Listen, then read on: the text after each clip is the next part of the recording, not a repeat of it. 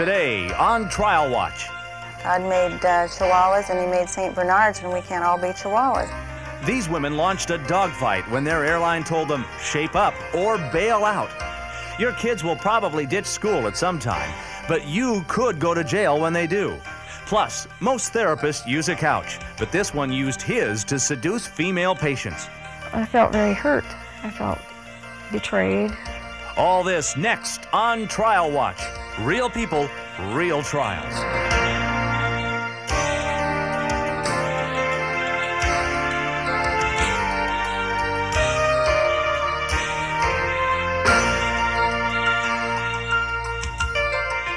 Hello, everyone. I'm Rob Weller, and with me is my co-anchor, attorney Lisa Specht. Hi, Rob. Hello to you, and welcome to Trial Watch. Well, people go to a therapist looking for help, not trouble. But when Pamela Curtis started therapy, she found nothing but trouble. Her psychiatrist prescribed sex with himself, and his bedside manner drove Pamela from depression to despair. When 25-year-old Pamela Curtis suffered bouts of depression, a close friend suggested she see a psychiatrist. So Pam made an appointment with Dr. Larry Dismang, a prominent therapist in California's wine country. When I first went to see Dr. Dismang, I was scared, but I was hopeful that this was probably going to be the answer. That here was a medical doctor, someone who had trained in treating people that have these emotional problems or depression. But Dismang only added to Pam's problems, turning depression into total despair. He had a theme that he always came back to, and at times he would push it so much that it would make me upset and I would cry. And that was, the whole issue about sex. As he just, seemed to always come back to it, and I'd always try and get out of it and talk about something else. But the psychiatrist was obsessive about talk of sex and refused to change the subject. Incredibly, he even prescribed sex therapy for Pamela, with himself in the role as sex therapist. I felt like, well, I guess I better do this, because I don't want him to give up on me and say, well, if you're not going to do what I want you to do, then you go find yourself another doctor. Soon after the affair began, Dismang paid less and less attention to Pam. Her depression worsened. Finally, in desperation, she tried to kill herself. She was rushed to the hospital after taking an overdose of pills, the same pills Dr. Dismang prescribed for depression. The hospital referred her to psychologist Don Scully. When I first met Pam, she was in an extreme state of trauma, emotionally. She was very damaged. She had lost hope. Trust was very, very bad. She was completely isolated inside of herself, wanting to reach out and find somebody that would listen or hear her story, but terrified whether people would believe her. After a year of therapy with Dr. Scully, Pamela realized how disgracefully Dr. Dismang had used her. I felt very hurt. I felt betrayed. I felt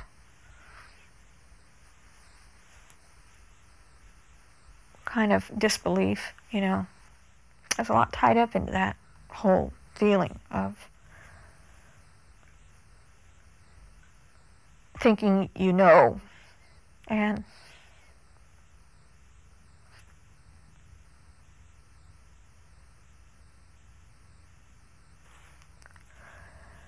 finding out it's not that way.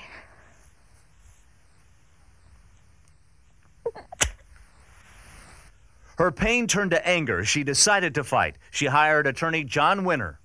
What he did to her was not only breaking the law, but his conduct was truly despicable. Here's a man who's trained to help patients, and instead of helping her, he abused her for his own sexual gratification. It's common and appropriate that therapists have feelings of attraction to the people they work with. 93% of males and 87% of female therapists acknowledge having sexual feelings and attractions to the people they work with. So that's all appropriate and valuable, but it has to be experienced in a safe, boundary line situation. Every therapist knows that it's inappropriate to have to enter into a sexual relationship with a patient. They're trained in it because they're trained in the powerfulness and the explosiveness of the transference process. where the patient is intentionally regressed to a point in time in their life when they're like a 4-year-old or 5-year-old child. And for the therapist to take advantage of an adult patient is the same thing as if they took advantage of a 4-year-old child and had sex with a 4-year-old child. It's just as damaging, and in some ways even more damaging. Dr. Dismang repeatedly refused Trial Watch requests for an interview. No, I'm not ready to talk about it. With an attorney who believed in her, Pam sued Dr. Dismang. I struggled with the fact that, you know, could I face him in a court and tell all these people what happened? And with him sitting there, and be able to follow through with it and make it through, and not stand up and say, please tell me, you know, that you still care or that I am special. Whether Pam was special to Dr. Dismang or not is beside the point. What he did to her was illegal. Anytime a therapist engages in not only sexual but sexualized conduct with a patient, including touching, genital touching, breast touching, it is against the law, and they're not only not allowed to do it during the course of therapy, but even for 2 years after therapy. Although going through the trial caused Pam much pain and humiliation, she knew she had to be strong. It was the right thing to do. It was the right thing to do, to try and stop it, in my life, try and stop it from happening to others, and just stop this. If all I can do is try and stop this one man from continuing. That is such a tough story, and it's almost hard to watch that story. Well, it is not over yet, because when we return, we'll show you how the court helped Pamela put her shattered life back together.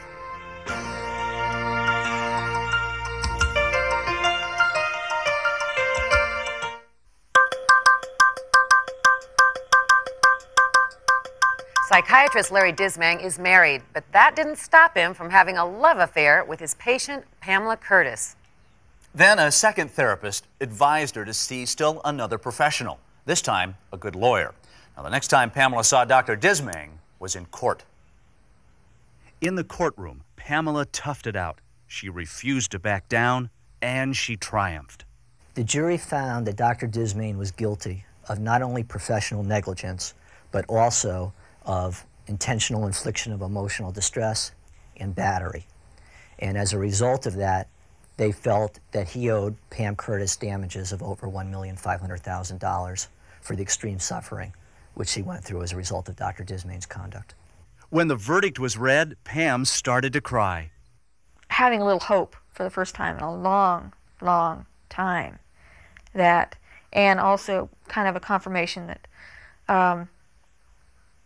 there are people out there that are going to hear my story, they're going to believe it, they're going to believe in me, and that not everybody's going to think I'm this terrible person. Even though Dismang was found guilty by the jury, he threatened to appeal the verdict. That threat terrified Pam, who was in desperate need of money to pay her medical bills. So to avoid a long and costly legal fight, she settled out of court. Unfortunately, that settlement allowed the jury verdict against Dismang to be tossed aside. Well, Dr. Dismang was, after the verdict, was in desperate straits. He certainly faced losing his license, which I think he's going to lose anyways, and his attorneys tried to do everything they could to try to preserve his ability to practice. And they felt that if the verdict was set aside, then we're going to have to reprove Pam's case again in front of the Board of Medical Quality Assurance. Now, we didn't mind doing that because there's no way Dr. Dismang is going to walk. He was guilty. He was guilty in front of a jury. He'll be guilty in front of the board. Trial Watch asked the medical board if Dr. Dismang faces any disciplinary actions. Individual cases, I'll decline to comment. You know, they may in fact be under investigation at this time, and it would be inappropriate to discuss personal cases. While the medical board investigates, Dr. Dismang is still practicing psychiatry in St. Helena. To think that and while I'm going through all this trying to get better, he's still practicing, and he could be out there messing up more people. Even though Pam won her case, she still faces a long road to recovery. It certainly didn't take away all the hurt. It didn't take away all the pain, and it didn't take away from all the work I have to do to get better, to fix what Dr. Dismay messed up. Yeah, it's going to take a long time. Pamela Curtis isn't the only patient to sue Dr. Dismay.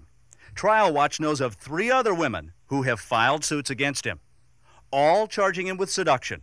All the cases were settled out of court, all the records sealed from public scrutiny. When these things happen between your psychiatrist or your counselor or whatever, it feels real, but it's not. And you're going to have to follow your head on this and not your heart. That you're going to have to, your head's going to tell you, if you're listening, you know, that this is wrong, they are not to be doing this, and it doesn't matter how much your heart wants to believe that they care about you. They don't care about you if they're doing this to you. We'll be sure to bring you the results when the Board of Medical Quality Assurance finishes its investigation of Dr. Dismay, and we'll let you know if he'll be allowed to continue practicing psychiatry. You know, she settled this case, obviously, but even $1 million settlement surely couldn't compensate her for what she's been through. Next up, when we come back, if your child doesn't go to school, you could go to jail. Next, when Trial Watch continues.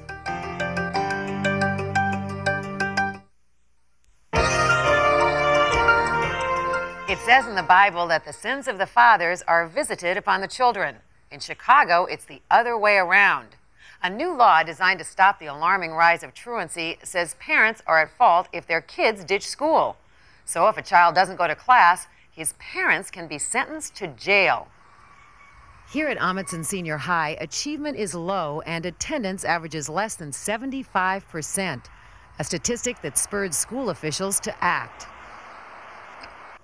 The school decided the only way to get results was to go after the parents of kids who played hooky, notifying them that they face criminal charges for permitting their children to skip school. The parents of 15-year-old Dorsey were on that list. Their son missed nearly 100 days of school in the last year and a half. Mrs. Dorsey, mother of 12, says she didn't know her son wasn't attending class. I send him to school, give him his bus fare, his lunch money, and he goes out the door. And then I don't have nothing else to think but that he's at school. Some 400 parents were sent letters by the school. The Dorseys and other parents who didn't contact the school were sent more letters. I didn't receive no letters, no phone call. Had the Dorseys responded at any time to the letters, to the calls, to the hand-delivered letter that came from the state's attorney's office, they would not have been part of the court case. The Dorseys faced 30 days in jail and a $240 fine.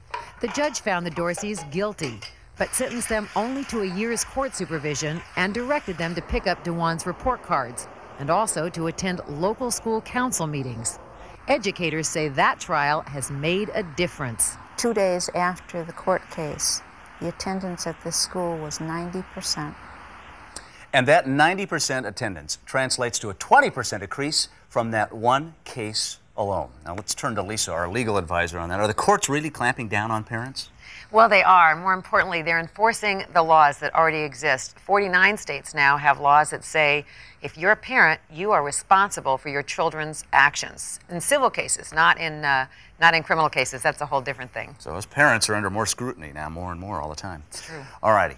Can you be too fat to fly? Well, we'll tell you about flight attendants who are suing their airline over mandatory weight checks when Trial Watch continues.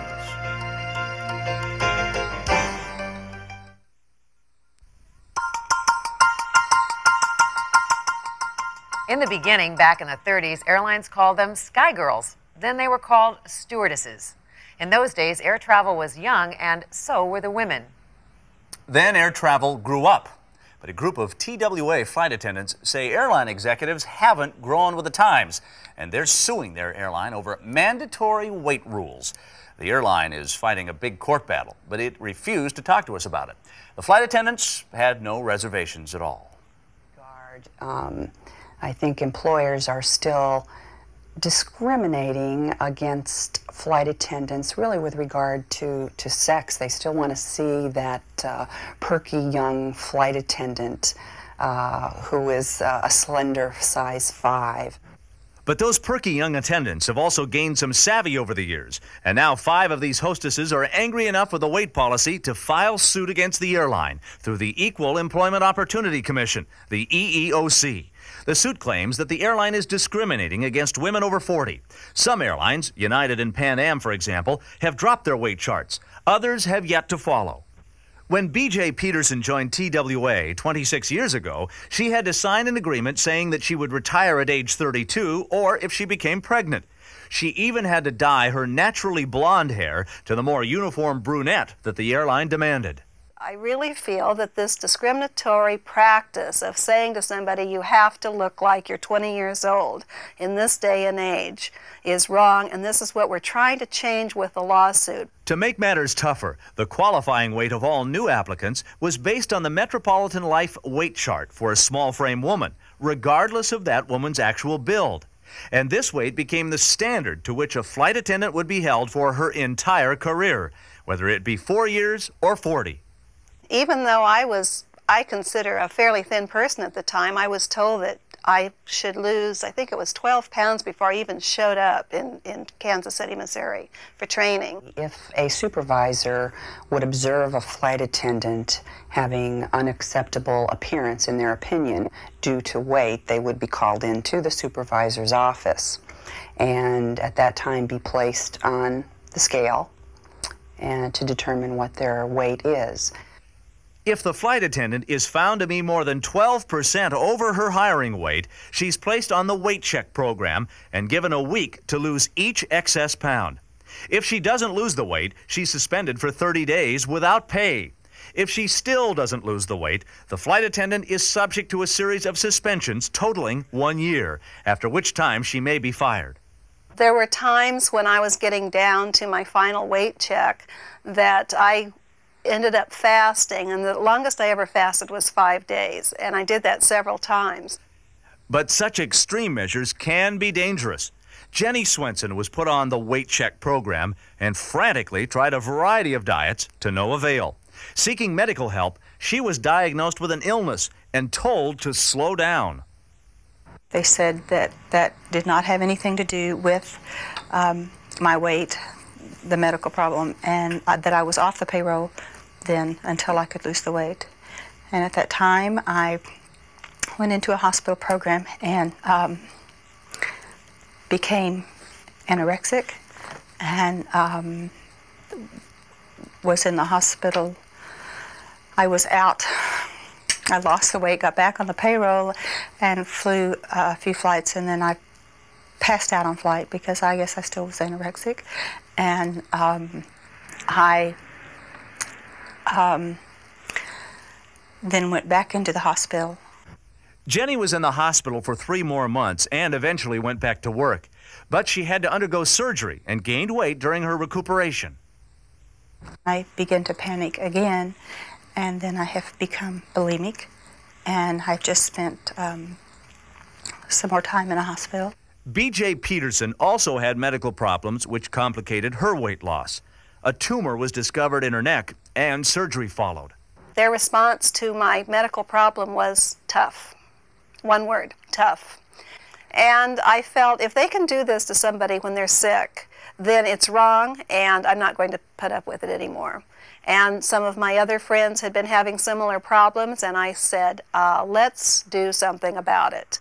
I do think that women over 40, women over 35, whatever, do tend to gain weight as they get older. It's just, you know, God made Chihuahuas and he made St. Bernards, and we can't all be Chihuahuas. The Equal Employment Opportunity Commission informed TWA that they were filing the case, but offered to have talks out of court, hoping the airline would end its weight policy, just as United Airlines and Pan Am already had.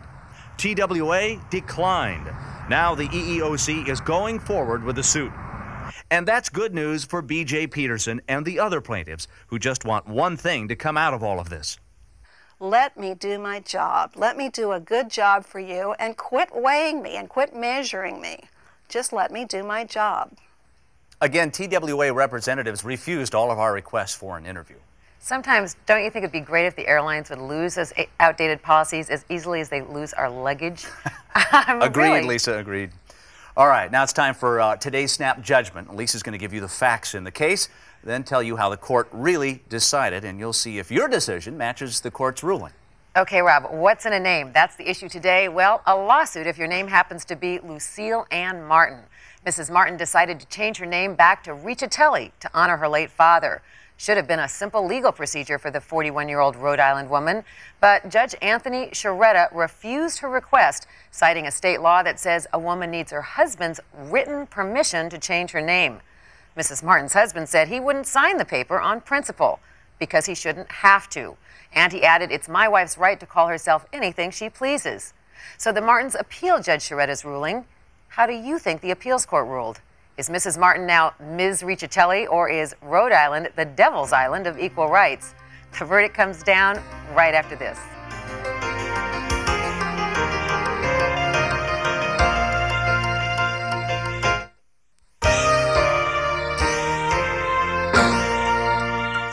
So, what do we call Lucille now? Mrs. Martin or Ms. Riccitelli?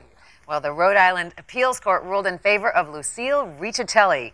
But the court went even further, suggesting the state legislature eliminate that archaic name-changing law. Rob, that's it for today. She won. Good for her. All right, we'll see you tomorrow on Trial Watch. Real people, real trials.